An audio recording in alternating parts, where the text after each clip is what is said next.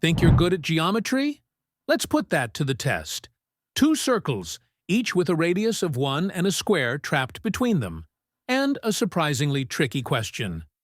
What's the area of that square? If you want to try it yourself, pause the video now.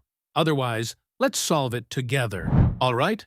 First, let's assume the side length of the square is x. So the area of the square will be x squared. We'll write that down. All we need is to find the value of x. From the center of the left circle, we draw a radius to the point where the square touches the circle.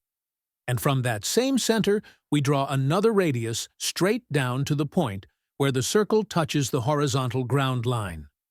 Since the ground line is tangent to the circle, this angle is a right angle 90 degrees. Also, both of these segments are radii of the circle, so each one has length 1. Now, if we extend the top side of the square, it will intersect this vertical radius. Since the height of the square is x, this green segment will also be x, and because the radius is 1, the remaining blue segment will be 1 minus x. Let's call this segment y as well. Now we have a right triangle, and using the Pythagorean theorem we can write 1 minus x squared plus y squared equals 1 squared.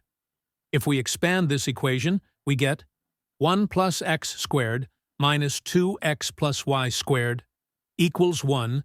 Simplifying gives y squared equals 2 times x minus x squared.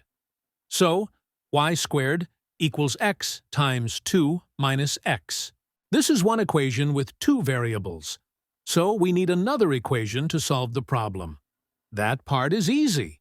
If we extend the top side of the square on the right as well, it will also intersect the vertical radius of the right circle, creating another segment of length y.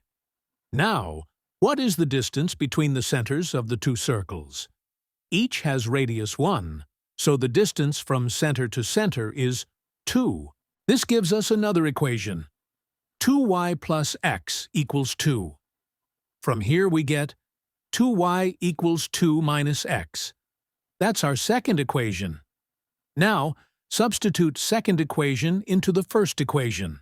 We get y squared equals 2 times xy, which simplifies to y squared minus 2 times xy equals 0. Factor y times I minus 2x equals 0. So we have two possible solutions, y equals 0 or y equals 2 times x, but y equals 0 is impossible. So we take y equals 2x. Now substitute this into the second equation. 4x equals 2 minus x, which gives x equals 2 over 5. So the area will be A equals 4 over 25. And that's it. If you know a faster or alternative way to solve this, drop it in the comments below. I'd love to see your approach. If you enjoyed this video, make sure to like and subscribe channel and stay tuned for our upcoming videos. So, good!